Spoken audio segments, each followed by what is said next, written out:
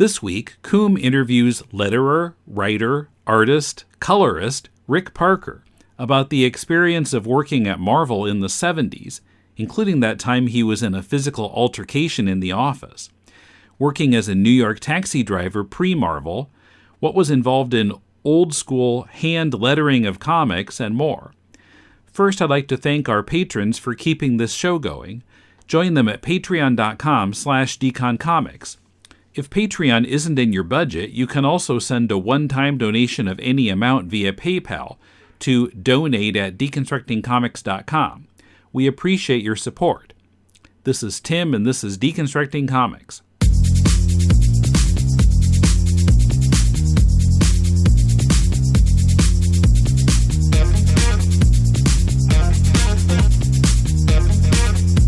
This is Koom for Deconstructing Comics in Toronto, and I'm with Rick Parker.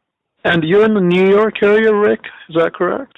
No, we did live in New York City for 25 years, but 20 years ago we moved to New Jersey, and 6 years ago we moved to Maine. Oh, yeah, that's right. You're in Maine. And then you grew up in Savannah, Georgia. Is that correct? That is correct. And so when did you leave Savannah, and I guess you went to New York to look for work in art? No, I got drafted into the Army when I was 19 years old, and that's when I left Savannah. But then I would come back to Savannah to visit my mother and father. And then when I got out of the Army, I went back to Savannah, and I lived there for about a year, went back to college, and then went to the University of Georgia, which is in Athens. And after in 1972, when I graduated, I went to Pennsylvania and lived with my cousin for a year and worked with an auctioneer holding up office equipment at all around the country, loading and unloading trucks. Mm-hmm. And then I saved up enough money to move to Brooklyn and to go to graduate school. And I lived in New York for 25 years after that. And were you living in Brooklyn the whole time? No, I lived in Brooklyn from January of 73 until the middle of 75. And then my girlfriend at the time and I moved into an area of Lower Manhattan that they now call Soho, which has become, a fashionable place for rich people. But in those days, it was a place that you could, that artists could go and you could find a space that was large enough to do your work in. And I lived on a ground floor space on Grand Street, and I was doing more fine art in those days than comics. But I was doing good work, and I think looking back on it was some of the best work that I ever did as a creative person. And I was getting chosen, people liked my work, and I was exhibiting my own work in my storefront. But I was never able to make a living at it. And, so I guess, to make a long story short, I decided that I'd met a girl and dated a girl who used to work at Marvel Comics. And I'd gone up there with her one time to, when she wanted to hand in some work, and I'd met the people, and I thought, oh, what a great group of people. If I ever have to get a job, I wouldn't mind working in a place like this. But, and this was the mid to late 70s? This was in 73. I think the first time I went up to Marvel was in 1973. This was before my girlfriend and I moved to, it was before I even had that girlfriend that I moved to New York City with. But my girlfriend, the first girlfriend I met was in graduate school, and she was a Marvel Comics letterer. And she was very popular with the people up there, and everybody liked her. And, I just thought it was a great place. We went to a screening. They all the people at Marvel were going to a screening of, I don't remember which movie it was, but what I remember is that the lights were off, and all during the film that all of the people at Marvel were all making these really funny comments that out loud, and there was no one else in the theater except for the Marvel people, so I guess it was okay. But I just thought they were a riot. I just thought, what a great place. And after my girlfriend and I broke up, 6 months or so went by when I realized I could actually go back up there and try to get a job. So, that's what I did. It was a lot easier to get a job at Marvel in the early 70s than it would be today. Oh, for sure. And that goes for a lot of places or a lot of industries.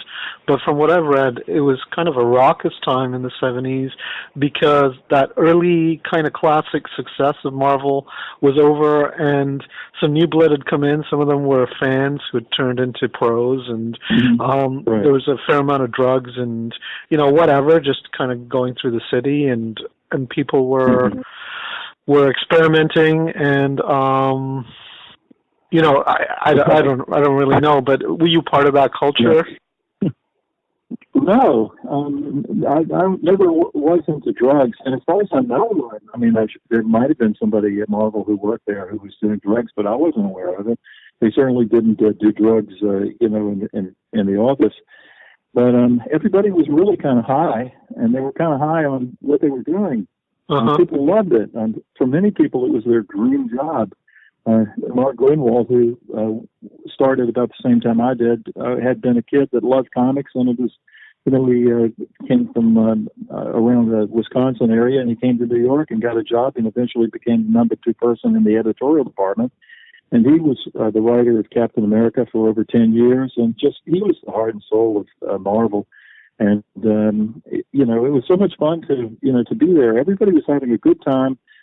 Stan was I was there, I guess, for the last year that Stan was in the office, and Stan really did set the tone for the company as being a fun place to live. I mean, nobody came in and yelled at you, and everybody was in a good mood. And when somebody went home on Friday night for the weekend, everybody said, "Have a nice weekend," and they really meant it.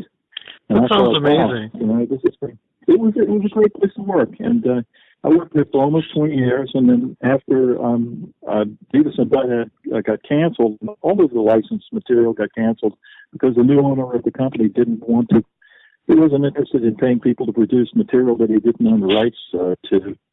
So was this Perlman? A lot of us, yes, and a lot of us kind of lost their jobs, and people were sort of scattered, to the 4 winds. But I can't remember what I was going to say, but it was a fun place to work, and I had some other jobs after I left Marvel, and I worked in the creative services department at Morgan Stanley Bank. And it was just not the same as Marvel Comics. I don't think there really was another place. DC Comics seemed like such a, square place, a conservative place that, Marvel was more kind of like razzle dazzle, I guess. Sure.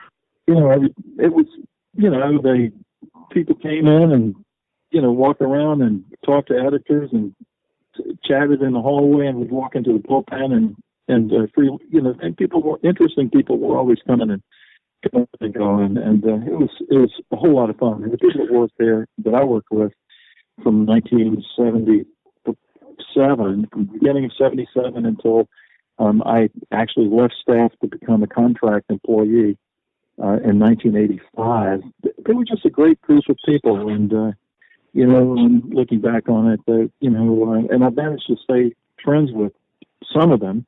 But it was a great period. It was a great period, and I learned a lot from working there. Well, sure. I wasn't a huge comic fan. When I was a kid, I liked comics, but I didn't consider myself, a fan. I don't think I ever bought one. I think I read a lot of them for free in the soda shop where they had a huge rack of comics the length of a wall, and you could go in there and buy Coca-Cola for 5 cents and sit down at a table and go and pick out a comic book and read it, and go back and get another one and read that. It was, that was my comics reading experience.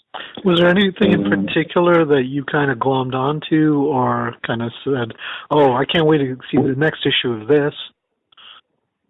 Well, I guess there were a couple of things that really impressed me, about comics when I was a child.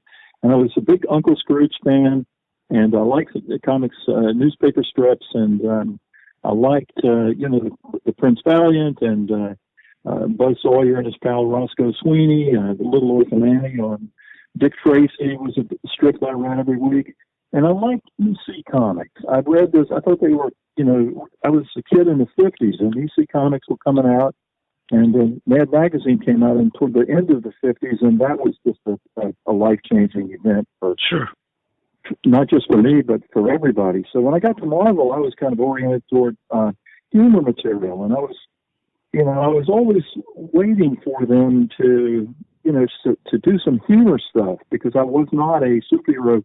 I didn't even know what a superhero was. I mean, I completely missed out on that, superhero experience. And I guess I was, out of high school when Spider-Man came out. I was in high school when Spider-Man came out. I wasn't reading comics, in 1962 or whenever Spider-Man came out and started that superhero trend. But, I wasn't a superhero artist. I was at Marvel Comics. I was always a humor. I was interested in, funny stuff. And they did have Marie Severin there, who was a very funny and talented cartoonist. And I thought, I could probably more than anybody else at the company, I related to her work more. And everybody loved her stuff, and she was an amazing.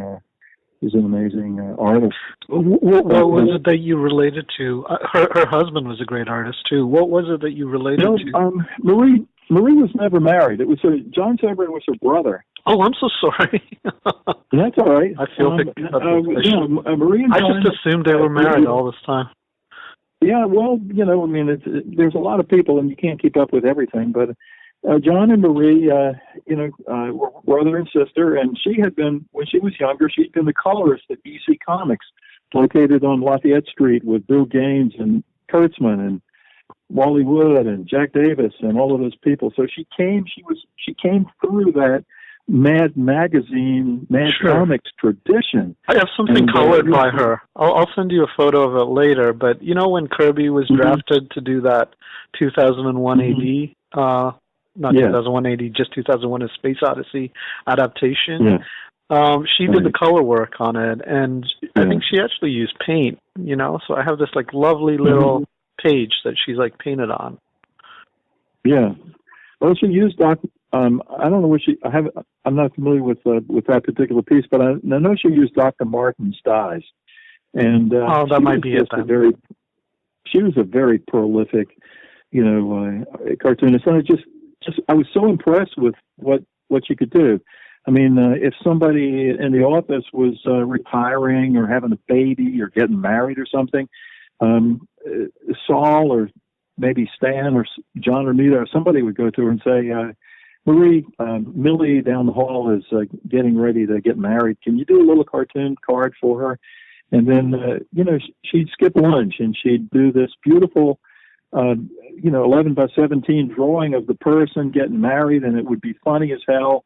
And it would have a lot of the things that, the person, liked if they were a tennis player or whatever it was. And then she would pass that around to the people in the office, and everybody would sign, congratulations and stuff like that. But I saw so many of those things that she was just able to whip out in an hour and a half that it just kind of blew my mind. But that's what I liked about her. Yeah, well, looking at your art, I definitely saw the underground influence in the feel, and you mentioned Mad, and Mad has a particular kind of vibe, like back then, and the Kurtzman kind of cartoons and stuff, but you must have been reading underground stuff at a young age, because I feel like, from Gilbert Shelton and all of those guys. Oh, nope, I never saw that stuff.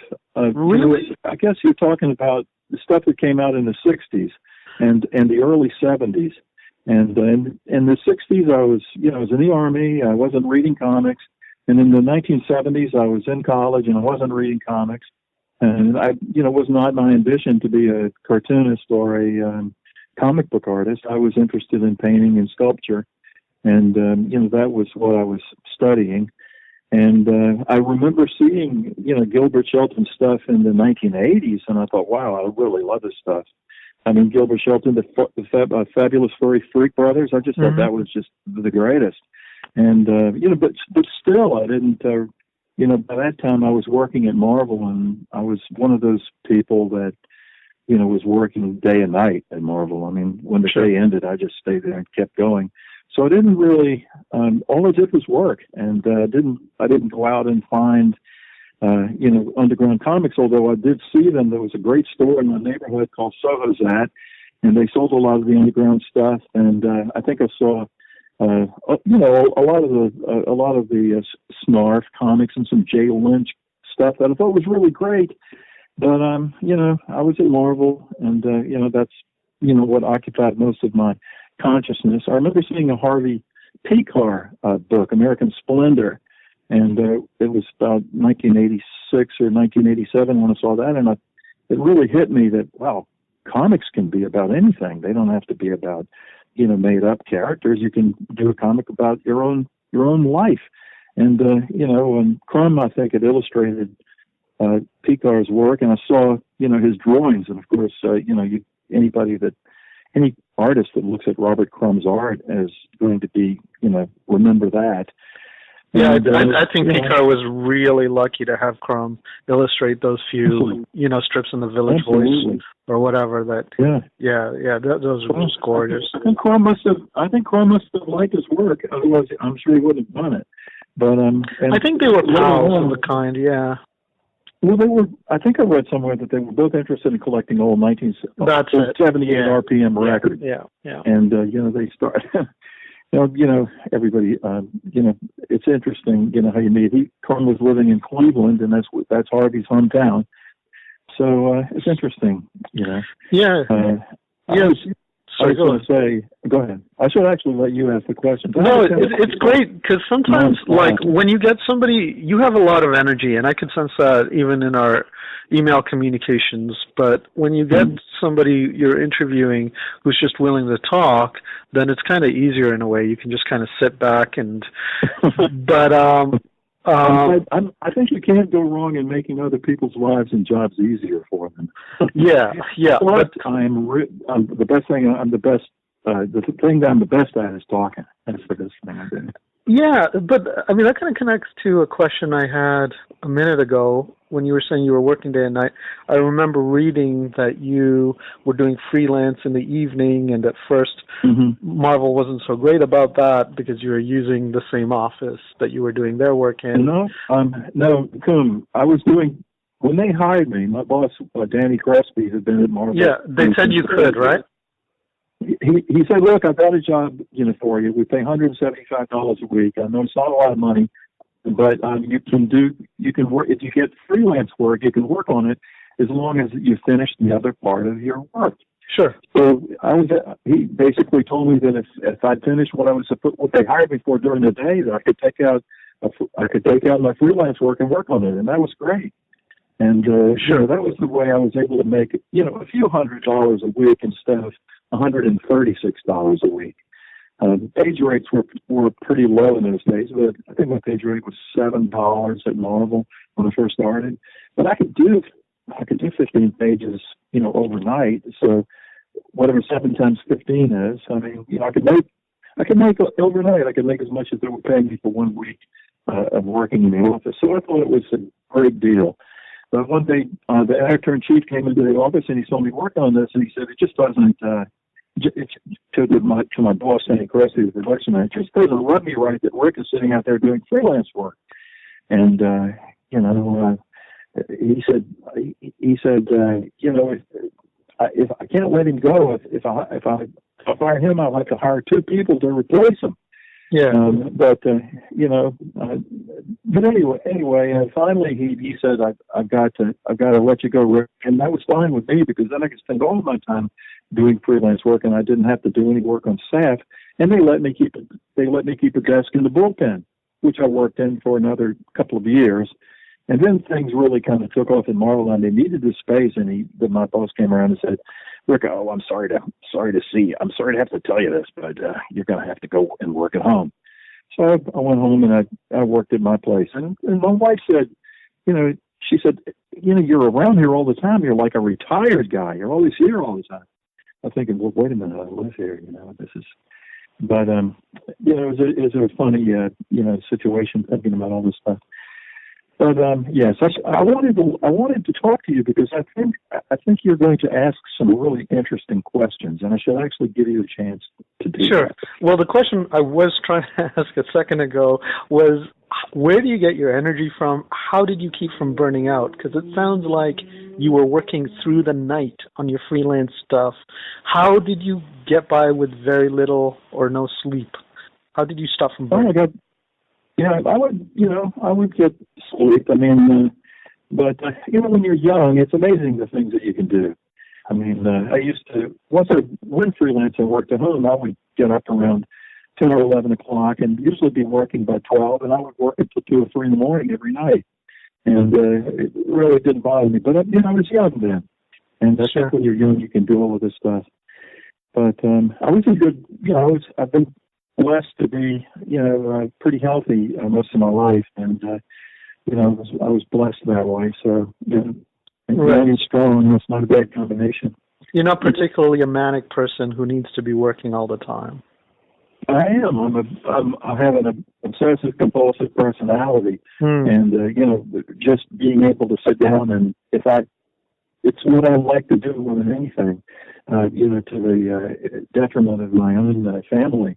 I have to sometimes remind myself that I have a wife and 2 children that love me, and that they might like to do something every now and then, other than see me, see my back, bent over a drawing table.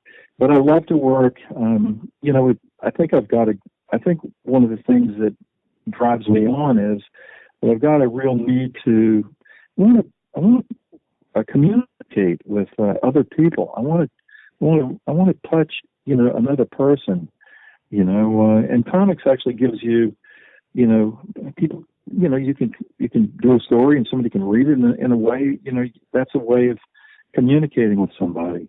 And I don't have any illusions that what I'm doing is better for somebody else, but I think it's what I need to do for myself. I mean, I need to form. First thing you have to do, I think, is to sort of have a good relationship with yourself. And my work has always been a great source of pleasure to me. Although I did have a very difficult time. In the beginning, when I was a young artist, as a kid, I used to get very frustrated because my drawings didn't look the way I wanted them to. But, if you keep plugging away at something for 20 or 30 years and do 10,000 things that aren't so good, maybe every now and then you'll do something that you like. But, I should let you. I do agree with you. I'm nowhere near as prolific as you, but I understand that compulsion to just work on stuff and to produce stuff, and hopefully to get people reading it or looking at it or whatever in terms of that, that communication. And I kind of got the feeling, like reading the overview that you wrote about your career, kind of like me, that sometimes it's a bit haphazard. Like you go from, one idea to another to kind of keep yourself going and giving yourself that buzz or energy. Although I do remember you saying in your overview that you kind of felt bad that you'd neglected your stuff for so long because of that initial kind of career track at Marvel. Well, I do think that, I do wish, sometimes I wish that I had been a little bit more, hadn't concentrated so much on making money. But I was in a situation where I felt that I needed to make money. Sure. And I was making a lot more money than I ever thought that I would make before. And I was always thinking, well, one of these days I'm not going to be doing this. But it was the same thing when I was a taxi driver.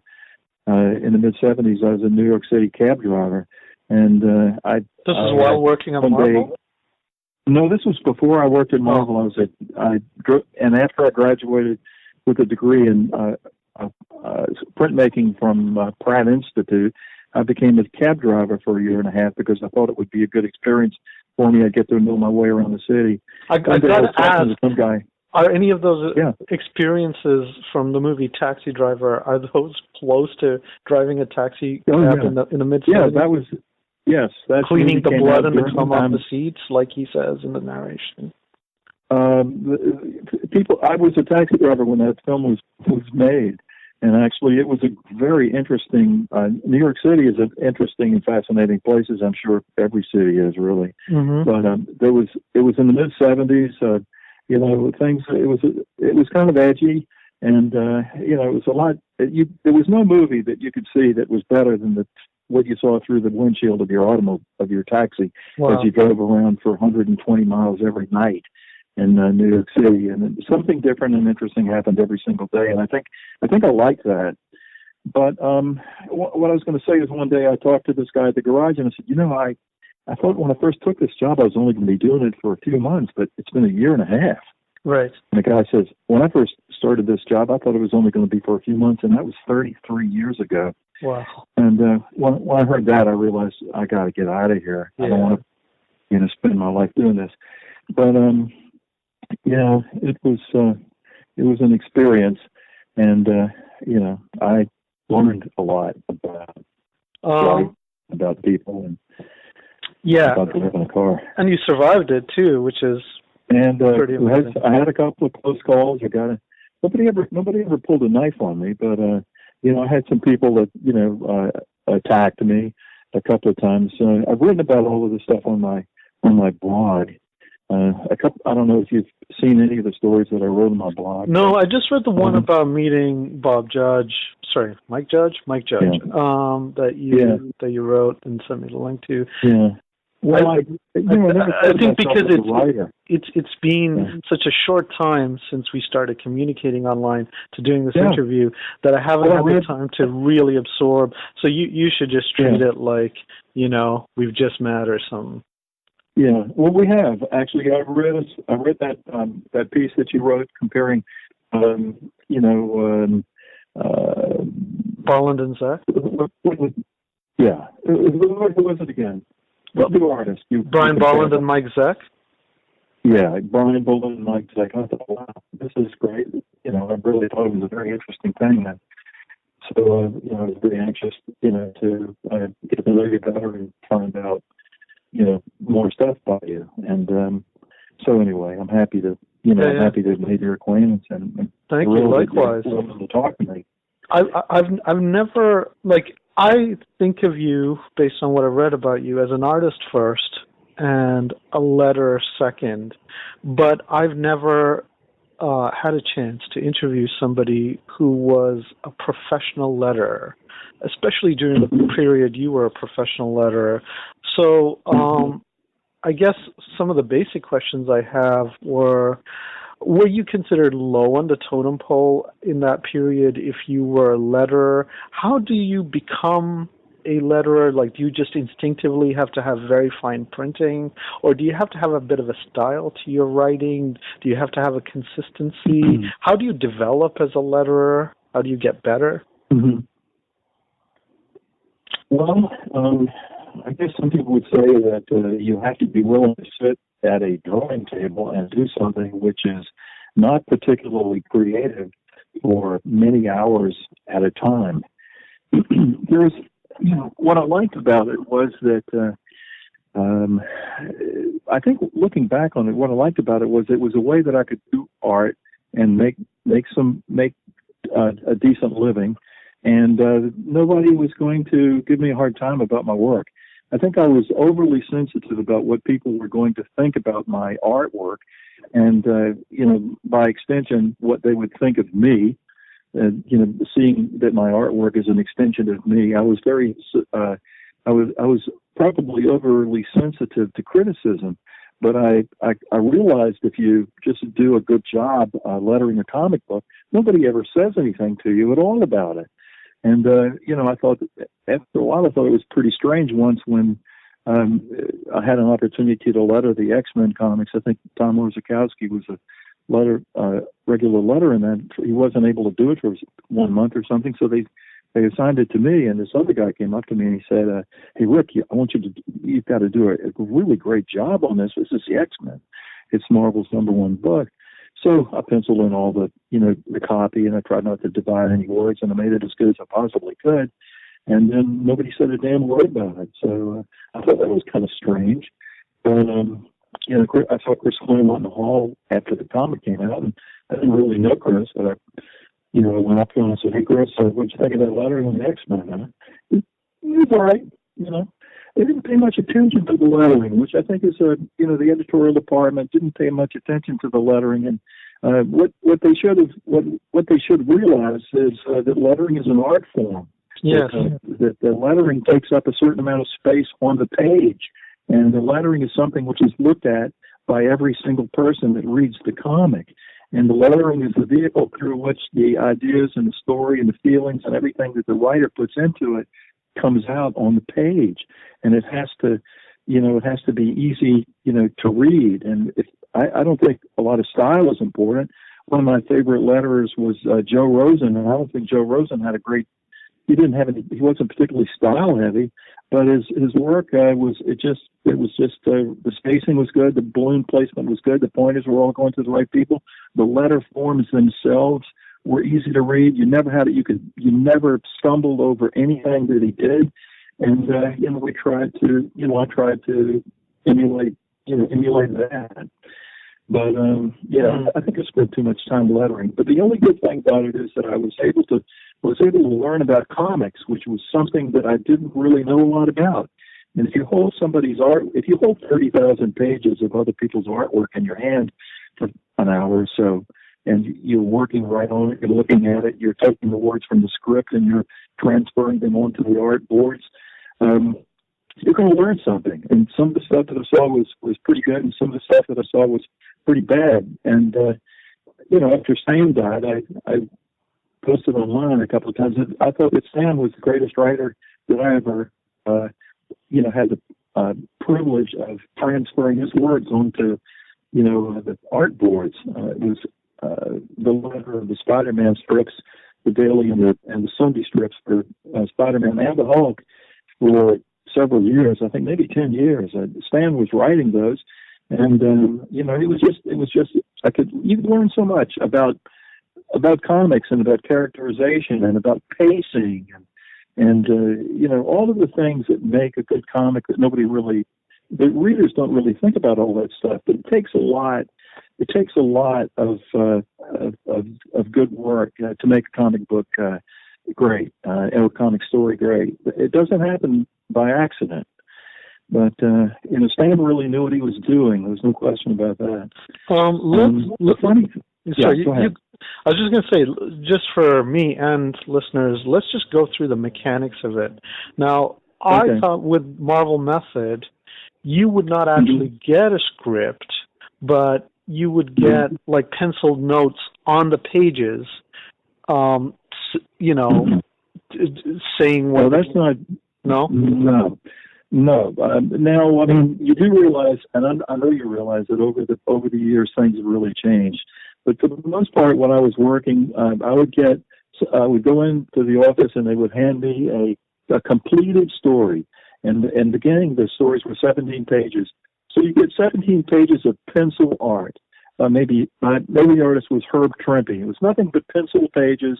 And then they would hand you a typewritten script by Doug Minch or another one of Marvel, Roy Thomas or whoever it was. And you would transfer the words on the script onto the pages of the original artwork, and then when you were done, the editor would take those pages and they would give it to the inker, and the inker would ink it. But the balloons were already lettered on there at that particular time, the captions and the balloons, the sound effects and the titles and next issue blurbs and all that stuff. So the inker would be inking around what you'd pasted on. Yeah. Now, it wasn't even pasted on. I mean, you lettered directly on the boards with India ink. I see. Yes, back then you would. Yeah. Okay. So that's. And if the book was late, Koom, the book was late, they would give you a full-size set of photocopies, and you would attach what they call vellum, which was a semi-transparent paper, to the photocopies, and you would letter on the vellum. And then they would give that to somebody who was a paste-up artist. That person's job would be white out behind the letters on the vellum, and then to cut out the balloons very carefully, and then to paste those into position on the artwork when it came back from the inker. Gotcha. But by having the letterer letter it on vellum, they could just take the story and send it directly to the inker, so that was a way to save time. keep in mind that one of the biggest things is these comic books, have to be in the hands of the readers every 30 days. Gotcha. So, the worst thing can happen is, and they have to, and the company has to pay the printer whether the comic book is there or not. Right. So, the worst thing you could do was miss shipping. Right. So, and I looked at it also as my job. You want to feel like you're making a contribution. And I looked at it as my job. If somebody needed a job lettered overnight, I wanted to help them. I didn't mind. And plus they paid extra money. When you're under that kind of pressure, you got extra money. And Sure. that didn't hurt either. So every time there was pay stubs on, it was vellum. What's that? Every time there were pay stubs, they were vellum. Yeah, overlay lettering was done on vellum. Gotcha. Yeah. Now, did you ever kind of get a situation where you were looking at the art, and you were looking at the script, and you were saying, there's too much text, it's just going to cover the art, or this speech bubble isn't going to fit or work with this panel, and then what do you do in that situation? Yeah. Do you go to an editor and say, can you change this? Artie Simic, who lettered, a lot of Stan's early stuff, used to call Stan up and complain to him on the telephone. Mm-hmm. But I don't think once or twice I may have called up the editorial department and told them something that I'd seen that I thought, needed clarification. One time there was a story that was about the Irish Republican Army, and the Irish Republican Army was placing bombs in different places. And I thought, what, this isn't maybe such a good idea to have this story about the IRA. I called up the editor and I told him, I don't think this is a good idea. He says, look, Rick, don't you worry about it. You're just a letterer. You let us worry about stuff like that. Well, a couple of weeks later, I went up to the office and everybody was standing outside the building. And it happened. The comic book had come out and somebody called in a bomb threat to Marvel Comics. But to answer your question, what you would do is if you saw something like that, you would just change the setting on your Ames guide, and you could move. I normally lettered at 3 1/3. There's a setting on the Ames guide between 3 and 4, and mine was about 3 1/3 to 3 1/2. And if I saw that there was too much copy, I would set it down to 3, and I would make the copy fit in. And, you're working on these things one letter at a time. So if you see that it's not going well, you stop and you make an adjustment. But, I was almost always able to get it in there. Naturally, you don't want to cover anyone's head or cover anyone's hands because the faces and the hands are the most expressive parts of, the characters of the comic. So I have a couple of questions. One, the IRA story, was that part of the Daredevil IRA thing in the mid-'80s? When his girlfriend was... I don't really remember what comic book it was. I remember the editor's name was Jim Owsley, and I don't know, which comic it was. I could look that up, but I have a feeling it might be when Daredevil's girlfriend, Gloriana, was kind of involved in some kind of IRA thing, and the Gale was part of that. Anyway, so you're talking about your Ames guide, and your Ames guide, now I don't know what that is, but it sounds like it's some kind of guide to the lettering size, but then you would still an Ames guide is a small plastic tool that has a lot of holes in it, and the center part of it is you can rotate the center part of it, which changes the height of the letters. Comic book letters have to draw guidelines on the pages before they begin lettering, and you use an Ames guide to draw those guidelines, and the little holes. You put the pencil in the little holes, and you draw it back and forth across the page. It rides on the top of this thing called a T-square, which is, enables you to draw horizontal lines that are parallel and equally distant apart. But gotcha. But then you're on your own in terms of actually doing the lettering and making sure it's evenly spaced out and. Exactly. Those are all things that the letterer has to. You need artistic judgment. Why would you use that? Why would you use India ink instead of just a marker or like a rapidograph or something really fun? Well, because reproduce, you want to have the best possible reproduction. This artwork is going to be photographed, and you want it to. You don't want any of the letters to drop out or to look gray. You want a nice solid black letter. This is one of the reasons that I think that, aside from the time-saving aspect of computer lettering, that they like the computer lettering because you get a nice solid black letter. But that's why they use India ink. Also, it's waterproof, and it doesn't fade. And I used to see a lot of Gil Kane's original drawings in comics. And Gil Kane was a terrific artist. There's no question about that. But he just used I don't think he used a ballpoint pen, but I do think he used a felt tip marker. And after a few years, the original art would start to turn, purple instead of being black. And I think they didn't particularly want that, although the artwork eventually became the property of the artist who did it. But he was interested in saving time. You don't have to deal with India ink is a pain in the ass. I mean, you have to dip the pen at 10,000 times if you're drawing a story. You have to, if you're using a brush, you have to test the brush on a separate piece of paper to make sure the point is exactly the right way you want it before you move it on to the artwork. And I suppose that if you're an artist, you just pick up I think I saw John Romita drawing with a mechanical pencil one time. You don't have to sharpen a mechanical pencil. But anyway. And so you be using a pen no, that's great. You'd be using a pen and a nib with the India ink. Yeah. I used two for most of my lettering was done with two pens.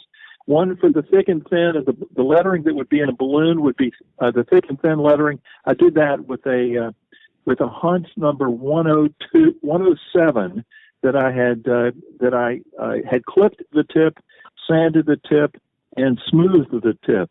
And I always dipped it into a little jar of ink that was on my drawing table that always had exactly the same amount of ink in the jar, so that when I just put the pen in the jar and just let it sit there, it was perfectly inked. It had exactly the right amount of ink on the pen tip. So when you're lettering, you want to try to find as many ways to expedite the process and to make it as simple as possible to eliminate all of the variables, so that the artist becomes the only variable. You become the variable. But you don't have too much or too little ink on your pen. You know exactly how many words you're going to be able to letter before you have to dip the pen into the ink again. That kind of thing. That's very poetic. There's a lot. That's great. Yeah, no, I never hear anybody talking about this stuff. But there's a million little things to everything, I guess, in terms of art. Everybody that makes all these little discoveries. And it's a great feeling if you're doing something and you really feel that you've gained some kind of mastery over it, and it's an inanimate object or tool or brush or pencil or pen, that you can get that tool to do exactly what you want it to do. Then you're really more free than ever to devote whatever portion of your mental activity is necessary to get to tell the story, or to do the picture that you're trying to do, and you're not fighting with materials. Yeah, this is the first time for me hearing about it. The paper is extremely important. I think that it's wonderful to have nice, smooth paper, that the pen doesn't get caught into the fibers of the paper, and that becomes a problem. You don't really want any technical problems. You want to have all of that stuff under control, and so that you can not be distracted from what's really important. And every decision, every mark that you make, if you're an artist, every mark that you put down on a piece of paper has to be looked at by somebody. They can't not see it. So all of those marks have to be in exactly the right places, and all of those marks have to, work together to make the picture that you want to make. And Mike Zeck knows about this, because the marks that he puts down on a piece of paper, and they're all in exactly the right place. And same with Brian Boland. I mean, you look at those guys' artwork, and you see all of those marks that they put down. Every one of those things, there was no accident involved. They knew deliberate. They were all deliberate, individual, motions from the brain, from the person's brain down through the hand, through the tool and onto the paper. So, these kinds of challenges are extremely rewarding once you get to the point where you can actually do some of the things that you're trying to do. But you have to artists have to persevere through that, because the learning curve, is a tough one. Sure. The comic that prompted a bomb threat from the IRA was actually Web of Spider-Man number 22. Coming up, Rick talks about a physical conflict he had with someone at Marvel, why he's a nicer person now than he was then, the influence of Will Elder, what Rick likes about the comics medium, and more. First, just a reminder that you can help this podcast by making your Amazon purchases via deconstructingcomics.com/Amazon and make that your bookmark for future purchases. We'll then get a percentage of what you spend. It costs you nothing extra and helps us cover web hosting and the other costs of presenting this show every week. We really appreciate your support. You like cheap comic books, right? Well, I'm Professor Allen, and I talk about cheap comic books on the Quarterbin podcast. In every episode, I'll dissect a single comic from my collection, as long as I paid no more than 25 cents for the issue. Forget about $4 new comics that you can read in 4 minutes, or crossover events that can cost $100 to collect. Join me in the Quarterbin, where even bad comics are a bargain, and good ones are a steal. The Quarterbin podcast is part of the Relatively Geeky Podcast Network. Visit us at relativelygeekypodcast.blogspot.com or search Relatively Geeky or Quarterbin Podcast in iTunes. I guarantee it'll be worth every penny. Look, a couple of thoughts occur to me. One is that the irony of your craft is that the better you are, sort of the more invisible you are. So unlike an artist in Marvel in the 80s who'd kind of draw attention because they'd be different and have their own style, for you, like, the more clean and efficient and professional and, so you are. You're talking about lettering? I'm talking about lettering. You would kind of, like the person, but I don't like reading stuff that's now everything's done on the computer, and so you're talking about a lost craft or lost. I mean, some people might still hand letter, but for the most part, it's a lost craft. And I don't reading stuff that's being done on the computer because it's so standardized that to me it feels artificial. It takes me out of the story. So the irony is that if you have somebody hand lettering it, it's got, however imperceptible or unconscious, it's got a bit of their personality, or it's got a bit of their sensibility or style, if you want to call it style. But that in itself makes it flow more smoother and makes it more invisible and clean than a computer, which is mechanically reproducing the same letter character all the time. Yeah, that's absolutely right. Well, one of the great things about comics is that it's a form of personal expression. It's a form of human expression. It's drawings on a piece of paper are an extension of the human that did the drawings, and the human marks and the lettering. Those are extensions also of a human being. There's a human being behind that stuff, and the lettering should not be noticeable. When people are reading comics, you don't want to give them lettering that they notice the lettering, because that's, that would be like the music. If you're watching a movie and the soundtrack, the movie is so loud that it becomes a distraction from the storytelling. So you want the lettering to be like a unnoticed and call attention to itself and not interfere at all with the storytelling of the. There's times when you can add some style. Sound effects are about the only place that I can think of where you'd really be able to, your artistic ability might be able to come through with the sound effects. We're looking recently at those Mike Zack books with James DeMatteis's writing, The Craven's Last Hunt. There were a lot of sound effects in there, and that was really about as much fun as you can have as a letterer. And, it's possible, I suppose, to do sound effects with a computer. I know they do it, but I just think that, comics is a form of human expression, and every aspect of it that can be done by a human being should be done by a human being. I want to see comics that are made by people, not comics that are made by machines. Mm-hmm. However, I think that if there's some people that they could replace the writer and the artist and the pencil and the inker with machine, mm-hmm. They do it. But it's a great form of human expression, and there's a great need in human beings to see things that were done by other human beings. Mm-hmm. People go to museums and they look at paintings by Van Gogh and or any other artist that you might name, and there's something really wonderful about saying, "Gosh, that was done by a human being. He dipped a brush in paint and then put it up there." And I like what he did with it. But, you mentioned I'm getting a little carried away here. No, it's okay. You're so passionate. It's great. I love it. You mentioned a little while ago the Marvel bullpen.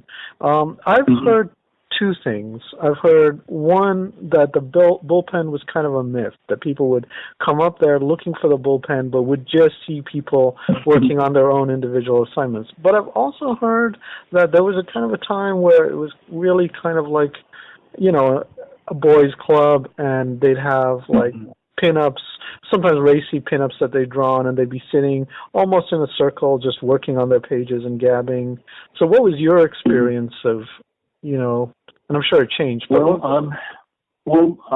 I had a really great experience especially when we moved down to 28th Street and Madison Avenue, 28th Street Park Avenue South from 575 Madison. The bullpen was a big room, and in that room there were lots and lots of desks and drawing tables. And I would be sitting at one desk, and there would be, the man that did the art corrections would be sitting at another desk, and that was John Tartaglione, and he was the artist of the Mother Teresa book. So would you be in a big room with a whole bunch of desks, or? Big room with a lot of drawing tables, and you'd have people walking in. Herb Trimpe would walk in there, and he would sit down at, maybe there was an empty table, and he would sit down and he would finish something, that he wanted to do. Jim Salicrup, who later on became the editor of the Spider-Man series and went on to be the editor-in-chief at Papercutz, he would be in there, and we'd all be talking. Jack Abel, who was a Silver Age inker, was the proofreader, and he would sit there and you'd just talk all day. You'd talk to John, you'd talk to Frank Giacoia.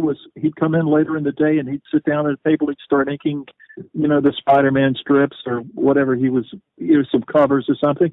And, they would talk and they would work, and you would listen to the stories. And I always, or Marie Severin would come in with a cartoon that she had done and just lay it on your desk. Just give it to you, something funny that had happened, earlier that day. And it was just a wonderful environment. There was people were working hard, so it wasn't like there was any pressure or things weren't getting done. I mean, nobody's coming in there and yelling at you. Right. But, it was just a great experience. It was a big room full of people that were having a good time, and they were doing something that they really loved and making a living at it. So what years? I don't think. What was that? Well, I was in the bullpen from the beginning of 1977 until 1982, mm-hmm. and then in 1982 they moved down to 28th Street and Park Avenue South, and they stayed there for a number of years. And when I left Marvel, they were still at 287 Park Avenue. It was 387 Park Avenue South, and that was in 1997. So they were down there for like 15 years. And, things are constantly changing. New people are coming and going. And gradually, some of the people, would retire, or they'd go freelance, and somebody else would get married and they'd, or move away, and then somebody else would come in. And, the whole thing was, but when I was there, I really loved it. I was I wasn't the youngest person there, but there were lots of people that were older, who'd been around, that I thought were interesting. I've always liked talking to people that lived before I did, to get their perspective on what life was like. And they would tell you stories about, about comics. There was one guy that worked at Marvel Comics who'd been there for many, many years. He was a colorist, and his name was George Russos, and he'd been working in comics, since the days of Hal Foster, and he had some great stories, to tell. And Danny Crespi, who was the production manager, had been at Marvel in the 50s, and he knew those people like Bill Everett and some of the others that had come before me. It was just fun to listen to the stories about them, and So anyway, it was a fun place to work. Sure. Did you experience any of the tension of the 80s, like during the shooter years? There was a fair amount. I was there during the entire time that Jim Shooter was the editor-in-chief at that company, and I guess there were some things that happened that maybe weren't so good. I think some of the artists, I can't really speak for John Byrne or Mike Carlin or any of the people, or Archie Goodwin or any of the people that went over to work for other companies, that left Marvel and went up to work for other companies. But whether they just didn't like the hands-on. Jim Shooter knew what he wanted, and he had a very hands-on approach to it. And there's some. I think one of the great things about Stan Lee was that he picked the best people that he could find, and he let them do their thing. And and I think that if you're going to have somebody drive your car, it's better not to try to drive it from the end of the back seat. But Stan picked the best people that he could, and he let them do their thing. And I think that's very smart. And he was a perfectionist. This is the other thing that people need to know about Stan, was that he wanted it to be as good as it could possibly be. Every aspect of the comic book was important, to him. Yeah. And with Shooter too, I'm sure. So anyway, it's a team effort, in those days, comics was a team effort. You could call it an assembly line, but as far as I know, everybody that I knew was trying to do the very best that they could. And there was a certain kind of competition. Yeah. People were in competition with one another, and competition is a good thing. You strike me as a very agreeable person, so I get the feeling that you were there, like you said, to make money and to get the job done and to do it as well as possible. But were you ever caught up in any of those clashes regarding creators' rights and stuff like that? I was not a particularly agreeable person when I was working in the bullpen at Marvel Comics. I'll be the first to confess that. I think I've become a nicer guy as I've gotten older and gotten more perspective on life, and learn how to treat people and understand them a little bit better. Huh. But I got into a couple of physical fights with people at Marvel Comics, and it was a wonder that they didn't fire me. But do you want to tell us about that? That's fascinating. Sure. Well, I was just going to say I was against smoking. I didn't think I could have to work in an office where the people in the office were all sitting around. They were all smoking cigarettes. So I kind of made a big stink about that, and they said, "Okay, well, we're going to move all the smokers to one room." And so they had all the people that were smoking in one room, and naturally that pissed them off, because they had to leave the space that they were used to working in for years and move all of their stuff to down the hallway. So that didn't make me the most popular person. Sure. I got into it. Yeah, who did you fight with? Maury Kuramoto, who was an old-time Marvel guy. Yeah, he had a cigarette in his mouth, and it was right in my face. So I reached up and I took the cigarette out of his mouth because it was in my face, and that's when he punched me in the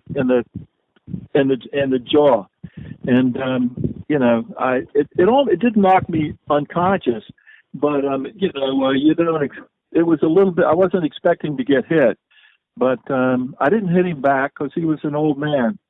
But the funny thing was, the next day, you're a big guy too, aren't you? I was 6 feet tall and weighed 180 pounds.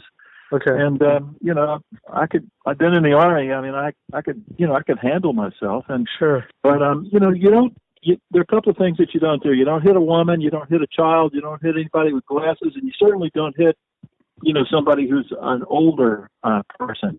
But if somebody was attacking me, I could defend myself. I'm not I'm a lover, not a fighter. Sure. But yeah, and I got into a couple of disagreements about stuff with different editors up there. I wasn't the easiest person in the world to get along with, and I think the only reason they kept me around was because I was a hardworking, person. You were efficient.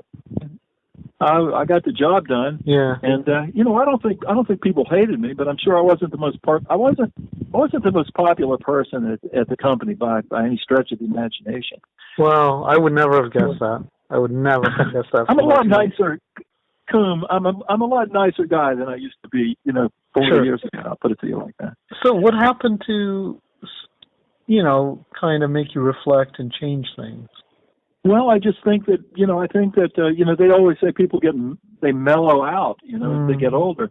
But I got to a certain point in my life where I decided that I didn't want to say anything or do anything to hurt another person. And I've tried to live by that. Philosophy, although sometimes it's difficult, and I'm sure that I've said a few things that have hurt people, but I try not to hurt other people if I possibly can. And it'd be nice if other people had that philosophy. But you're only responsible. You can only be responsible for your own behavior. You cannot control other people. Sure. But if somebody is an unpleasant, pain in the ass, or difficult, I'll generally try to avoid people like that. Sure. That's my way of dealing with them. I would. Yes, sorry. Go ahead. No, I was going to say, getting a little bit off of the subject here. I know you want to talk about comics. What is it that you really want to ask me? I think I've been asking. Sometimes I do these things like rambling conversations because I'm just curious where things would go.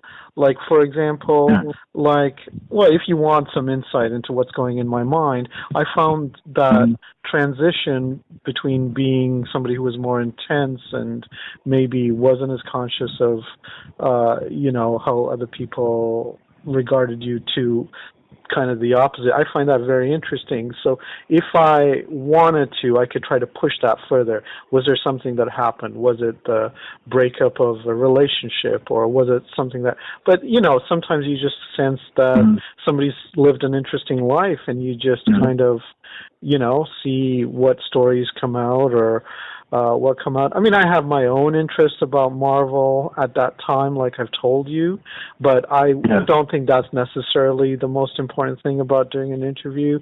I think the most important thing is that you and I try to connect as much as we can in this little space that we have, and what's interesting that comes out is, in its own way, a sort of an odd little collaboration. That's my approach to doing an interview. It's never very linear at all, Go on. Sorry. I was going to say, I think that's great. I mean, don't get me wrong, I wasn't trying to force you into, doing something that was unnatural.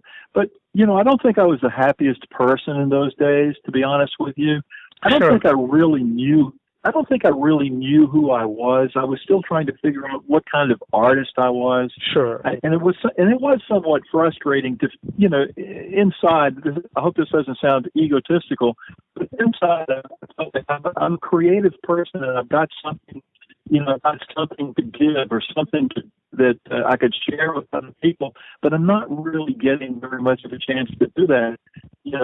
I'm not giving myself a chance to do that. Just lettering all of these books, and then maybe I didn't have the happiest relationship, in my personal life either. Sure. So and you got people that are telling you what to do, Koom. I don't like people telling me what to do. So that's a problem. I don't like other people trying to, tell me what to do. But that was their job. You know, I mean, and you have to, when you work in an office with other people, I know that you have to accommodate yourself to every type of person. Not everybody that you work with is going to be, you know, perfect. But I didn't have very much tolerance for other people at that particular time in my life. So anyway, you're not alone. I think the way we respond to these situations is different depending upon who we are at given times. But you just encapsulated how I feel about my day job, teaching high school, and how I feel, you know, at odds with feeling like I have something to express, you know, as a writer, and not really being able to do it because I got to pay this mortgage. I live in a city which is fairly expensive, and then being at odds, you know, working in a system that just, you know, doesn't get who I am, is really built on all these like rules that are sometimes kind of random and don't really make sense, and procedures. And you know, I've done some stuff I'm very proud of artistically, but I'm still trying to find, you know, my place and myself, and I feel like I'm off. You know, like I look at other people who produced certain things and have forged paths for themselves as writers, and I feel like I'm lacking compared to them. So you've encapsulated what I think is a very common experience. I do want to talk about your own art. So back a while ago, I was asking you if maybe you'd been influenced by the Undergrounds, and you said no. What about Will Elder? I feel like I can see a kind of a Will Elder influence. He was a huge influence on me, and I was one of my favorite artists. And I'd seen his work in 1954 in Mad Comics, and it just was, you know, the name of the story is Gonifs or something like that. And it was Harvey Kurtzman had written the story, and Harvey had done the layouts and given it to Will, and Will had done the finished artwork. And it was just, you know, it was just one of those things that sticks in your mind that you never forget. I thought he was great. I loved his work. I was a big fan of the Little Annie Fanny comic strip that was done by Will and Harvey for 28 years, I believe, in Playboy magazine. And I saw Goodman Beaver, which I thought was like a great. I loved his style. He did a parody of Will did a parody of The Night Before Christmas that everybody that loves comics should see that. You know, he made the artwork fun to look at. I mean, the guy could really draw, and he had a great sense of humor, and he was able to tell the story, and then he was able to add, you know, little things going on in the background. This made it so much fun. And you know, yeah, no, I hear you. I like him. You know? Yeah, you were saying before that you weren't really sure who you were as an artist and trying to figure that out. Did you end up figuring that out? How did you do that? How did I figure it out? Yeah, or how did you become more comfortable with yourself as, you know, an artist and your own style and subject matter? I think that it just comes from sitting down and doing something and having a little success at it. You know, that a little success goes a long way. And once I started, I'd worked for Marvel Comics for about 15 years before I ever got, maybe 12 years before I ever really got to do any drawing. And, you know, I always thought of myself as an artist. I didn't think of myself as a letterer. You know, I had other things, you know, that I wanted to do. But once I started getting to do some of the drawing and maybe writing, you know, strips or coming up with, you know, funny things that they would approve and let me do them, that was much, you know, you felt it was much more fulfilling. You know, you feel like a part of you is getting recognized, and you know, I think that, you know, everybody should try and figure out, you know, who they are. I think everyone is a unique person with something special, you know, inside, and what you have to do is you have to discover that, and then you have to bring it out in such a way that you can share it with other people. So I guess for you specifically, was it drawing those editorial cartoons at Marvel and then later working on Beavis and Butthead? That was a good experience. That was a good experience in terms of drawing. I was able to, to develop my artistic, technique. It was nice to develop my skills as an artist with pens and brushes. But I realized at some point that what really interests me is a story. I like telling a story. Mm-hmm. And I think it's wonderful that comics is a storytelling medium. The story can be about anything that you want it to be about. There's a tremendous amount of freedom there. And it's medium, as you know, in which you use words and pictures. And the pictures are something that people look at, and the words are something that people read, and it conjures up thoughts into people's minds. I mean, you can be touched. You can touch someone very deeply with words and pictures and a story. And I just think that's really wonderful. And it's a great art form, and it's something that one person can do. You don't need to be working with a crew like you do. If you're a filmmaker, you probably need to have a bunch of people to work with. But as a cartoonist, you can tell a story. You can do it all. One person can do the whole thing. You can write it. You can draw it. You can color it. You can letter it. You can pencil it. Sure. You can edit it. You can even publish it yourself. Yeah. So there's something wonderful about the independent aspect of it. I'm getting a little carried away here. That's all right. Did you end up finding, besides the comic work and besides your life in Marvel, did you find a grounding in terms of your own art, not necessarily in comics, but in terms of what you wanted to focus on, or your style, or what you wanted to get across? What was your MO or anything like that?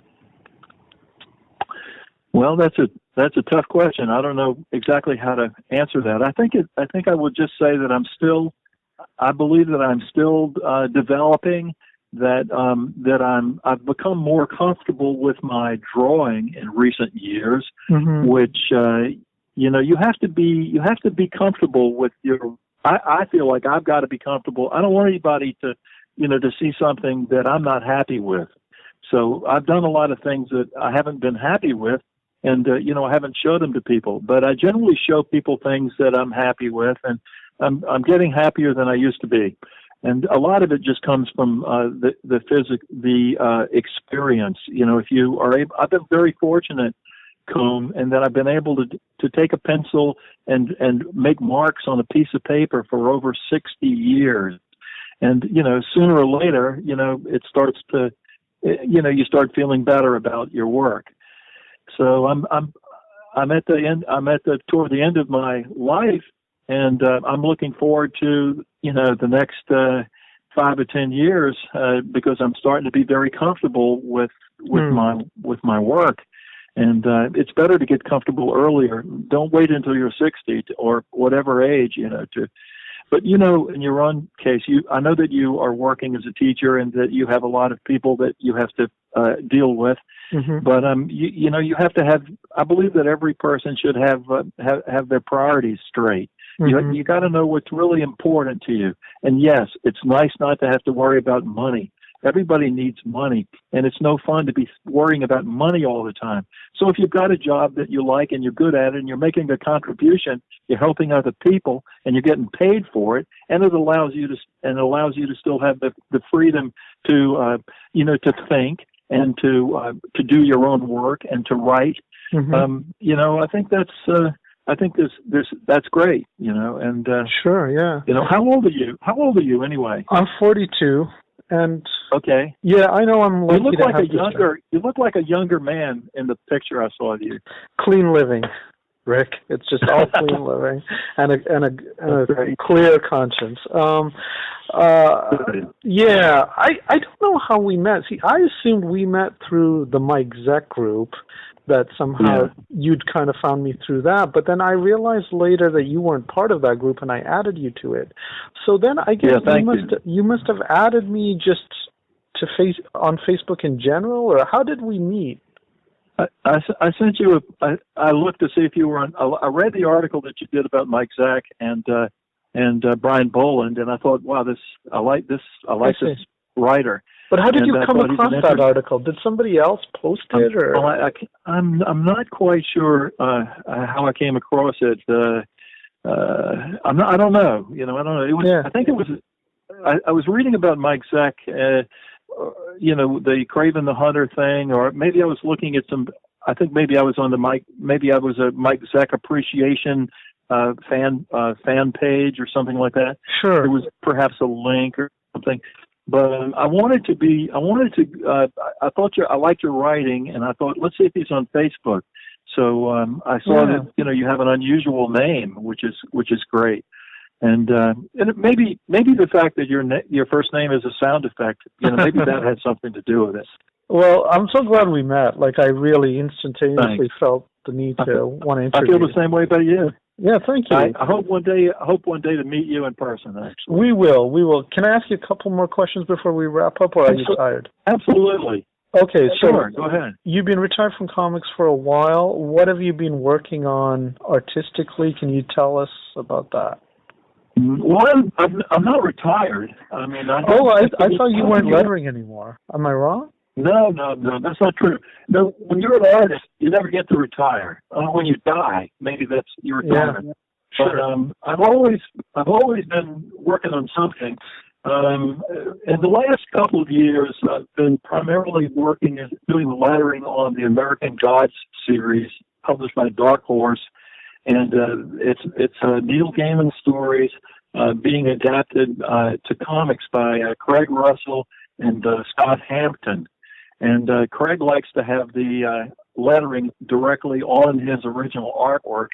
So a few years ago, I bumped into him at the Museum of Comic and Cartoon Art Festival, and I started working with him after that. We did the Graveyard Book and Lois Lowry's The Giver, and a couple of other things. So that's what I do. That's primarily what I do for money. I've done some commissions for people. From time to time, people want to hire me to draw, a picture of Beavis and Butthead or something. Mm-hmm. But I've sold some of the things I've sold some of my work, that I've done over the years. But mainly, my main. I'm not working nearly as hard on other people's material as I used to. I've tried to. Now I'm at the stage in my life where I realize I don't have to live forever. So if there's something that I want to do, I better, get busy doing it. I decided a couple of years ago that I wanted to tell some stories, so I started a blog and I wrote over 100 stories about my life. Mm-hmm. And then I thought, oh my God, I've got to draw. Now I've got to draw these things. So, I loved the fact that I could tell a story without any drawing. But I realized that I'm an artist and I've got to do this. I have to do it for myself. So I picked a period of my life from 1966 to 1969. I was in the United States Army, and I thought there were some interesting experiences that I had, and they might make a good comic story. So I wanted to use the skills and what I learned in comics to tell the story about my 3 years in the Army when I was a young man. And that's what I've been working on for the last year or so, and I hope to finish it up, sometime before I die, essentially. Okay, so you're working on a sort of like a graphic novel about your time in the Army, or is it more like a series? So is it kind of like Sam Glanzman's memoir? Did you ever read that? I saw parts of it, yeah. I think it's called A Sailor Story or something like that. Yeah, yes, it's probably more like that. Yeah, it is kind of like that, I think, But I might have copies somewhere if you want me to mail them to you, if that would help you work on your project. No, I'd rather not. I'd rather not see anything at all. I don't feel the need to look at anybody else's work. I mean, Bill Griffith did a great autobiographical comic that came out a couple of years ago about his life. The Zippy the Pinhead. Oh yeah, sure, I know him well. Yeah, I like him. I love his work, and your style isn't like Lansman's anyway. So yeah, I totally hear you. It's more like Bill Griffith. I just decided that I don't really. I just want this to be my thing. I don't want to be terribly influenced by anything else. I've had a life of looking at other people's work, and I think that that's influenced me enough. Now I just need to sit down and do it. Right. And my last question was that account I read, which came out of, I think it was a few years ago, about you offering up, your entire collection, your archive of what you kept for $1 million. Did anything come of that? Did anybody buy parts of it or respond to that? No, it was a great deal. I mean, all they needed was $1 million, and they could have had every single thing I've ever done. Yeah, I've never seen somebody offer up their body of work like that. I just thought that was a fascinating thing out of left field. You can't take it with you when you die. Everything is left behind. And with my luck, my kids will just throw everything into a large dumpster and be done with it. But everybody needs money, and I need money just like everybody else. And I might even be willing to let that life's work go for $500,000, to be honest with you. But my wife would probably, she'd like to have something to say about it. I think my wife is probably my biggest supporter. Sure. Every time I try to sell something, she steps in and says, "No, you can't sell that." But I thought it would be a good marketing gimmick to get people to pay a little attention to me. So yeah, I sensed that. That was great. I guess the last thing I always end on is there anything you're working on personally, besides the Dark Horse stuff, that you want to talk about, any particular art projects or personal things? No, not really. I mean... you mentioned the autobiography, yeah. Yeah, well, there's some people that would probably want to talk about that, but I guess the thing is, I think I don't want to talk about it too much, other than to say that I am determined to finish it. I've got I'm 80 pages into it, and I've got a couple hundred pages easily to go. It's going to be another year or so, maybe, before I finish it. Gotcha. But I don't want to talk about it too much, other than to say that I'm going to make it as good as I possibly can. I'm going to try to make it interesting and entertaining and funny. And if I can do that, then I'll go on to the next book, which would be about my experiences as trying to be an artist. From being a little kid that liked to draw to going to New York to figure out what kind of artist he was, and all of the things that happened during that period of my life. But, I love comics. It's a great storytelling medium. I wish I'd gotten more serious about it earlier. But, we can all look back and maybe see some things that we wish we'd done differently. But I'd like to believe that all of the experiences that I've had that have helped, that in working in comics have helped me achieve this last goal that I have set for myself. Sure, that sounds great, and it's a great note to end on.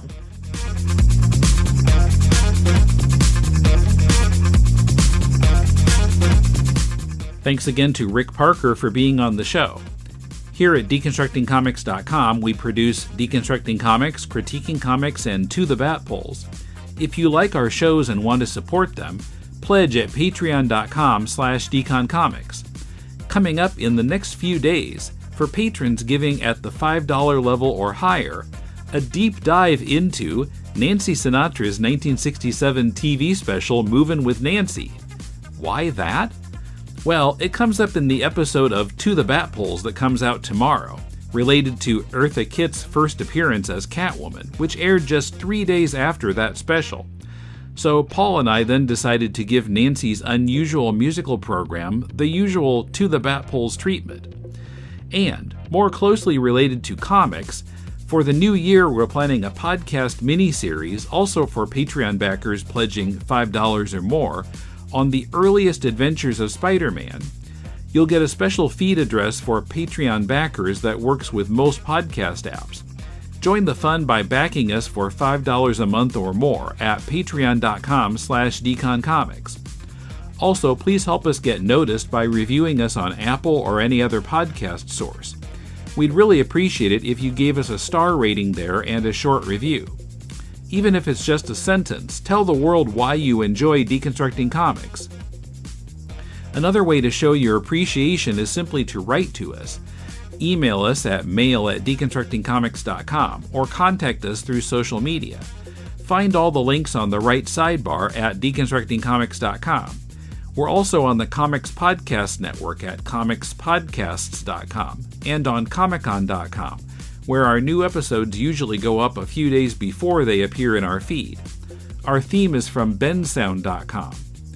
If you're looking for some constructive feedback on your comic, send it to us and Mulele and I will critique it on our spin-off podcast, Critiquing Comics. Send it to mail@deconstructingcomics.com.